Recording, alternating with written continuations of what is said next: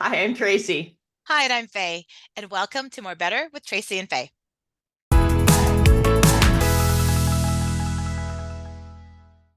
The corporate voice. Ah, Don't we love the corporate voice?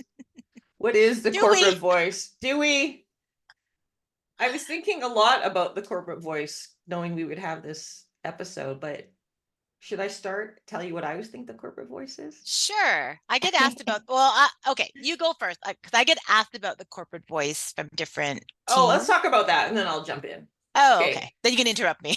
I will totally interrupt you because then I'm in my happy place. Okay, so I get asked by teams like that have to do sort of internal comms or they have to draft something. And the question I get is, how do I know how to write in the corporate voice? Internal comms says they own it or that they'll make it into the corporate voice. Like so the example is like, I got to write an article for their newsletter or for the intranet or for the page on their intranet or whatever that internal comms tactic is. But so they're coming from a place of curiosity and they're saying, well, how do I write like that? How do I know um how the organization speaks? And Hmm. part of it is that internal comms or their corporate communications department will say, oh, don't worry about it, we take care of that, you just write it and then we'll put the voice in there. But there's a Hmm. want and desire from these business teams that have to communicate, um, to write in that way, because I think that it's because they get edited to death and they don't know how to, like, they want to learn to at least get Yeah. halfway there. Anyway, so that's where I'm coming from a corporate voice. What are your thoughts? So it's interesting about that question that you just put out there, or the response that you get from corporate comms, because I'm of the view that the corporate voice is not different from one organization to the next. The corporate Interesting. voice is a way to speak on behalf of an organization, or perhaps on behalf of the leaders of an organization, in a way that sounds authoritative but kind. When I and in most cases devoid of personality, except so what I was thinking about, which I thought I wrote to myself a little note, but clearly I didn't. um I believe the thought I come to me is it is relentlessly positive without being exuberant. So the corporate Without voices, being exuberant. because that's too much. A corporate voice isn't going to be exuberant because that's more personality. So one of the things I discovered with Chat GPT when I was first playing with it is it has the corporate voice perfected. I can't even talk about Really? You think it. it's I perfected? think it does, because if I said I need to write a message that's going to go on our intranet and it's coming from our CEO and it's going to be talking about the start of benefits enrollment, let's Sure. just say, Yeah. and I would put that to it and it would spit out something, some kind of a letter, and it really pretty much nailed it. Huh. And so I've actually said to people who have questioned, they say to someone who's a writer and a comms pro, communication pro, I use chat GPT, they say sheepishly, and I'm like, that's great. Hmm. I said, use it, because your first draft, it's going to give you a solid first draft. It will never be your last draft because, as I say, it's devoid of all personality. But what it doesn't do is it doesn't offend. It doesn't offend. It doesn't come at things from a bizarre perspective, which sometimes humans will do, obviously. So take that as your first draft and then add in the language, the tone, the messages, the words that make sense for your organization or the person who this is supposedly coming from. And yeah, I think the corporate voice is it's just like right down the middle of the road. Those are my thoughts. That's interesting. I never thought of the corporate voice as being kind of the same across organizations. Like, and I think you're right. And Wait, because wait, say that again. you might be right. Yeah, good point. Because I mean, I've worked in the last 5, 7 years, 10 years, whatever. I've worked with really large organizations. So they have these corporate comms departments. and part of your brand guidelines and brand, right? Brand and marketing teams. And so part of your brand guidelines are often like, what's our voice? Like, what's our tone? And they're often the same. Now look, reflecting, and it doesn't matter which industry you're in, government, oil and gas, um, retail, insurance, financial services kind of thing. But if you look at their brand, now I want to do a study. Like we should do nerd, but I'd be interested to look at what their brand voice is, because they have these words that describe what those things are, right? And if you think about it, or my observation, if I reflect back on what those brand guidelines are, because that's what guides the voice, right? Is it's sometimes it's conversational. I don't know if conversational for sure. Positive or optimistic is usually in there Yeah. somewhere. I don't think exuberant. You're right. Exuberant is not part of It's too much. this. It's not going to be negative. It's But not going to be sometimes it's exuberant. not. It's sometimes informal, like conversational, like I said before, trying to think of what those words are. But you're right. I'd be very curious now. I'm very curious to like look at those brand guidelines across industries and go, huh, they're the same. Oh, it's I interesting. feel like Yeah. I could be plunked into any industry, any company, and they could say, write a first draft of something. And it wouldn't be right, but it would be something they could work from, because they could say, I just put on what I think is a generic corporate voice, and they'll say, we like to use words that are a little bit more casual, so we'll change up a few words to make them a bit more casual. Or we'd like to make them a bit more formal, because this is the kind of language, say our CEO, our head person is a more formal kind of individual, so we're going to add a bit more formality to it. Or we like to use words that are inclusive, and this is a little bit Yep. too generic, so we're going to add some inclusive language. But that to me is the personality of the organization. But the generic corporate voice is just that. Do you remember, or are you familiar with Warren Buffett's letters to shareholders? No. So for those of you who don't know, he's the head of Berkshire Hathaway. He's like the most successful investor in the history of investors. And there was not a lot of communication that would happen, but once a year he would send a letter to his shareholders, and he wrote that letter. My understanding is he very much wrote the letter, and it reads very much like an individual writing a letter to all these people who have invested with him. It doesn't have the corporate voice, Huh. because he doesn't want it to have he's actually writing a It's letter from to him. people. He's saying, hi, my name's Warren, and I'm talking to you, Faye. You're one of my investors. So Faye, let me tell you about what's been going on. And it's a different voice, and it's the type of voice that most heads of most publicly traded companies would not be comfortable speaking in. But he runs his company in a different way, and his way of communicating was different. I don't know if he still does that, but I remember that from back in the day. Because if you were to look at annual reports and look at the letter to shareholders, they are written by the same computer. Chat. You know, And is that, and his name or her name is Chat GPT. ChatGPT. And if it wasn't for the first, 100 years of publicly traded companies, it sure sounded like it, because That's it what they've was done. all had that similar sort of voice. And, a company can't overpromise in anything that they say, because then they're going to be stuck overpromising.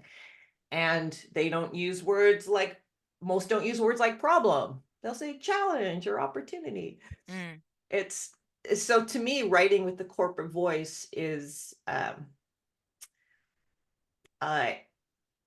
what is it? It's a singular activity. It doesn't really change place to place. So when people say, how do I write in the corporate voice? No one's asked me that for a while, so I don't know what I would tell people. I'd probably say, go to ChatGPT, add personality, and you're good. But what about, okay, so that's interesting. So that example with Warren Buffett is Mhm, interesting because his voice is different than the corporate mhm, voice. So one scenario I've had is where you're writing on behalf of someone from mhm, especially from the executive leadership team, right? So mhm, it could be head of HR, head of finance, head of whatever. mhm, So what they're interested, sometimes a tactic is a message you've done this, message from the Yeah. president, message from CFO. Yeah. So how do they, so to get that first draft, is that the corporate voice? I Like, would say so. yeah, I mean, for me, as you know, I've done a lot of writing on behalf of senior people throughout my career. And you start with the corporate voice. If you're a new leader and I'm writing something on your behalf, I'm going to be pretty middle of the road. yeah, And then they're going to come back with their changes. And the changes that people send me, that's my lesson. I need to learn who this person is and how they like to say things and word things so that it sounds like them. And I do that, over a period of time. Typically in the roles I had, if I don't write for you once, yep, I usually write on your behalf many, many yeah. times over the course of you being in your role and me being in my role. So then I start to hear their voice in my head. And then I write according to the voice in my head. Mm. But I always start with a fairly generic, what do I know about this organization? How do we typically talk about things? And I've not worked for an organization that really drifted too far away from what I would consider your standard corporate voice. And I know there's companies like that Hmm. for sure, depending who the leaders are or the industry are, and they may bring a completely different flavor to their leadership. And my way of corporate voicing, I've just verbed this. Verbed it. You Verbed verbed. it. Yeah. Like, so not a I may word. verb a verb. Ooh, these are things I nerd out on. The word verb is not a verb. But it could be that I would write something in a more generic corporate voice and they would say, well, this is completely wrong. I would never speak like this. This isn't what our company is about. This isn't how I talk to my employees or our team. So therefore what you did, Tracy, was completely wrong. So that will happen. There are organizations like that, but I think they're the exception. Hmm. I think there's comfort in the corporate voice. And do you think the corporate voice varies between external and internal? Is it the same or is it different? Oh, that's a really interesting question. Right? Because if you think, like I talked about brand guidelines before, Mhm. right? So brand guidelines obviously are mostly, usually first and foremost external facing, right? Those are your Yeah. guidelines for your vendors, your partners, and for you as you speak to your customers and clients and partners and all that sort of your shareholders and all that sort of good stuff. Mhm. But does it change because your employees see both? Yes. So does it change? You think it's different? Uh, from when I have seen external news release, well, all news releases are external, Tracy. Vanilla. Yeah, when They're all I've seen vanilla. news releases from organizations, let's say there's a company that for some reason I want to, maybe I'm interested in them as a potential employer or client or whatever. So then I go and I read their news releases to see what they have to say. And every news release, almost to a company, sounds the same. Yes. Advertising will be different. Yeah. PR, or sorry, not PR. When you are doing Social media or yeah, corporate. social media, your donations, corporate social Oh, okay. Yeah, yeah, yeah. responsibility, Yeah, yeah. those types of pieces. Maybe you're working in the environment. Um, that could be different, but news releases sound exactly the same. And in fact, news releases, from my experience, are worse. I have seen news releases come out where there's, say, a quote, especially financial news release. So there's a quote from the CFO there. And if you read that quote, it's not a quote any human would ever speak. It's true. It's like, I'm just writing context. So this is like Tracy writing as communicator. We're writing this newsletter and we have some context around the financials, but we want to show that context as being from the CEO. So it sounds sort of relevant, except Sure. that no human would ever say that. So if you're going to have humans quote it, make it sound like something humans will say. Yes. Because the corporate voice it's kind of not human now that I think about it. Like it's Aw, fine for the sad, right? But I it's guess, fine but for it's the written corporate. word. It's Yeah. fine for the written word, Hmm. but it is if you had a leader of your team, of your organization, of your little league team, whatever it might be, get up and speak in that corporate voice, you'll be like, you are an empty suit. You are just like throwing out these things. You're so middle of the road in how you are speaking that I can't get a beat on you. a beat on you. Is it a beat or a beat? On what your personality is and what you believe in. Because I think the corporate voice, it kind of just walks that line so that you are not necessarily committing to any one thing other than, basic principles of not being a dick, Yeah. not lying, Yeah, not not breaking the supporting, law, not breaking not the breaking the law. law. Yeah, not saying screw you, compliance. No, no, no, we'd never. We would never say that. Never say that. Interesting. Okay, so we blathered on about this because we're just nerds about this sort Corporate of voice. stuff. What role? But So let me ask okay, you. Can I okay. ask you No, a I question? have a question, but okay, Oh, okay. go. No, No, you go go. first. Okay, You go first. so I was gonna say, so what advice do we have, or do you have? Like if someone says, "Hey, I want to learn, like I got to draft this piece of content. How do I learn how to write in this way? How do like I want to draft it? So I don't get redlined to death or whatever their motivation is. How do I learn to write? I want to learn how to write in this way." What's your I advice would to them? literally say go to ChatGPT. And I mean, it's the easiest thing to do because it's easier to look at a piece of writing and understand it than it is to look at a blank piece of paper and try and write it yourself. So I would say go to ChatGPT, fill it in, see what comes out, and then add in the personality. Don't stop there. Use it as a lesson. Go, oh, or maybe the thing to do. No, I'm thinking and putting I'm on thinking my like mic. all these communicators. I'm putting on my If, teacher if anyone, hat. if anyone watches and going like just rolling their eyes and oh, can't believe So here's communicators are what I talking would about do. ChatGPT If I was to write stuff. if I was Okay, going to teach someone how to do okay, this, okay. I would say, let's say you have to write an article for your internal Sure. intranet. Newsletter, intranet, whatever. Yeah, Okay. it's only going to be 500 words. It's not long. Write it yourself how you would write it. Then go to ChatGPT, ask ChatGPT to write it, compare the two, and learn from that. That would be how I would suggest it. If you don't have another, if you don't have a human there, a Faye or Tracey who can look at it and say, yeah, this is great. This is what you're doing. Over here, you're pulling it too much in this direction or too much in that direction. So in the absence of someone who can coach you, that's how I would recommend it. All right. I'll have to do that on my next internet article. But let me ask you this, Faye. Yes. Don't be afraid. You will not be tested on this question. Always scared. What value in, because you've been rolling in the insides of organizations more in these past few years than I have. My work has been here at home doing my thing. What value do you think the corporate voice has in these scenarios that you're talking about, where people will ask you about it, how they want to do it? And so where is the value in the corporate voice?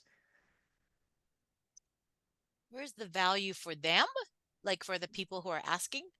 And in general, just the use of the corporate voice, where's the value for it? And where do you think it lies in importance in terms of communication effectiveness? That's a good one. I think the people who've asked me about corporate voice, they're usually not, they're in roles that are not typically comms roles or writing roles, really. They could be analysts or IT folks or HR folks kind of thing. So I think and again, I'm just guessing in general, I think where their motivation is on a practical sense, in that like we see this all the time, right? I've written this piece of content, put blood, sweat, and tears into it, right? Yeah. And then you send it over for review and it's redlined to death and your ego is just, so I think that's one thing. I think that comes from them wanting to learn. I think that's sometimes where the ask comes from, is like, That makes sense. I want to learn how to do this better. And it's interesting because as I say that out loud, is that better? Like it might be better from a process standpoint. They want to, maybe it's something that's really, they're writing something that affects a whole bunch of people and it's super important. It's a systems change, a process change, or whatever that is, right? So I think what they want to do is get better or get closer to how the organization could speak about X, Y, and Z. They don't have a Tracey or Faye or a coach or a comms person. Their comms person might be internal comms or corporate comms, but the experience is that it comes back redlined. Or like, I think it's interesting. Again, I started off with that scenario, right? Like corporate comms saying, "Well, don't worry about it. We take care of that."